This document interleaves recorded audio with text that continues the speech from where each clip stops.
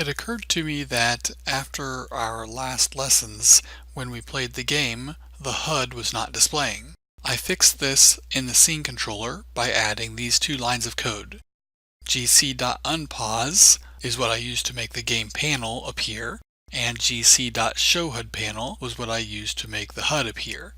And I put these both in the start method of the scene controller because this is what I would want to happen immediately after any scene loaded. You can see I also have some watermelons in here now. That's because I've already completed the challenge for this unit. If I run the game, I see my 3 watermelons there. I also do not see my HUD. If I press escape and look at my console, I have errors. That's because I ran it from the Scene01 file.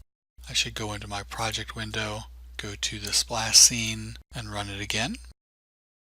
And now I don't have those errors, and I have my little HUD showing in the top right. Now notice the health bar is not at 100%, but when I run into these watermelons, it starts increasing. And the other thing is if I look back, when I hit those watermelons, they disappeared. So that is the challenge. Alright, good luck.